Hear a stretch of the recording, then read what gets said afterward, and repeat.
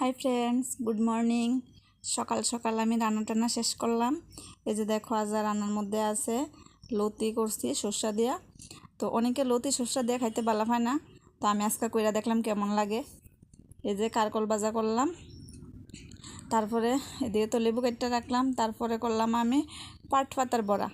আমার জীবনে প্রথমবার আমি পাট পাতার বড়া করলাম, তো খাইতে নাকি খুব স্বাদ। তো আজকে করলাম, খাইয়া দেখুন কেমন লাগে। তো তারপরে ডাল আছে, ভাত আছে, বাস আজকে গরম গরম সব কিছু। দেখি খাইয়া কেমন লাগে পাট পাতার বড়া। বেশি কিচ্ছু না, শুধু একটু বেসন, লবণ, হলুদ আর একটু পরিমাণ চিনি দিছি বেসনটার লগে দিয়া। পাট পাতা দিয়ে আস্তা পাট পাতা দিয়ে একটু বটা দিয়া তেলের মধ্যে দিয়া দিছি। বাস গরম গরম বড়া করলাম, লতি তরকারি, কারকল ভাজা, ডাল, ভাত। সবাইরে খাওয়াইটা সেরে এবার আমি বসি খাইতাম। এই যে দেখো, আমি একলা ভাত খাইলে হাতে নিয়েই একটু বইয়া খাইলে আমি পাট পাতার বড়া দিয়ে ভাত খাইতেছি। ও খুব টেস্ট, খুব টেস্ট, মানে তোমরা বুঝাই পারতাম না, মানে এত স্বাদ লাগে গরম ভাতের লগে পাট পাতার বড়া, তারপর লতি তরকারি, কারকল ভাজা। আমি তো ডাইল নিই না, ডাইল শুধু তারার লেগে রান্না করি, আমার ডাইল লাগে না।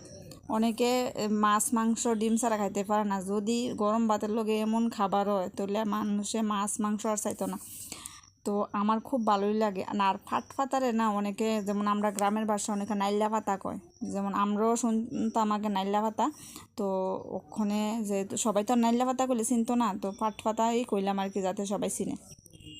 তো তোমরা যারা যারা করছো না বা খাইছো না কোনো সময়, আমি যেহেতু জীবনের প্রথমবার, কারণ এত বছর হয়ে গেছে গা, তো তোমরা যারা যারা খাইছো না যদি পাও কোনো দিকে, তৈলে পাট পাতা বড়া খাইয়া দেখো, খুব টেস্ট, খুব টেস্ট। তবে এডি তো তোমার মানে পাতা তো তো এডি কাটতে লাগে না, এডি একটা বটা দিয়ে লইলি হইলো আর কি।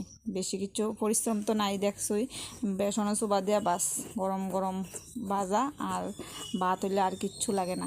অনেকের ভাজা টাজা প্রিয়, অনেকের আবার মাংস মাছ প্রিয়, কিন্তু আমার মাংস মাছের থেকেও এইসব জিনিস খুব ভালো লাগে। যেমন শুটকি ভর্তা কও, মানে বিভিন্ন ধরনের ভর্তা, তারপরে ভাজা ভাজা এত একটা লাগে না, মানে যে সময় করি তো খাই, কিন্তু ভর্তা টর্তাটা আমার খুব প্রিয়।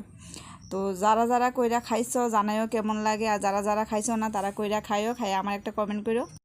তো বন্ধুরা, কালকে তো আমি কাঁঠালের বড়া বানাইছি, আজকে বানাবো কাঁঠালের পিঠা, যেটারে কয় আর কি।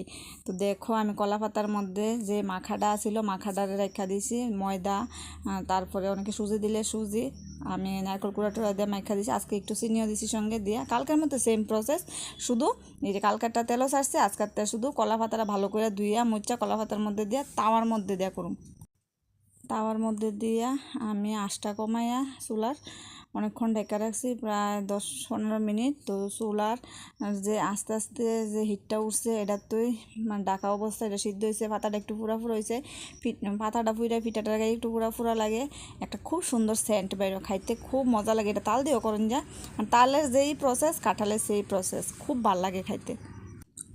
দেখো বন্ধুরা, খাওয়া দাওয়া তো অনেক করলাম সারাদিন, কিন্তু অক্ষণে বাজে রাত্র প্রায় 11:30, শুয়ে গেছি গা। খুব ঘুম পাইতেছে, খুব ঘুম পাইতেছে, কারণ 12-15 বাজে গেছে গা, ঘুম তো পাইবই। তার তো তোমরা সঙ্গে তো আর মাঝখান দিয়ে কোনো কথাবার্তা হইলো না। তো হঠাৎ শুয়ে ভাবলাম যে আমি তো আমার ভিডিওটা কমপ্লিট করছি না, তো একটু সবার সঙ্গে গুড নাইট করে দিই। তো সবাইরে গুড নাইট, সবাই ভালো থাকবা, সুস্থ থাকবা। আর যারা যারা আমার ভিডিও ভালোবাসো একটা লাইক কমেন্ট শেয়ার করে দিবা যদি পছন্দ করো, আর যারা যারা পছন্দ করো না বাজে কমেন্ট করো না। আজকের মতো ভিডিওটা এদিকে শেষ করতেছি। Tata, good night.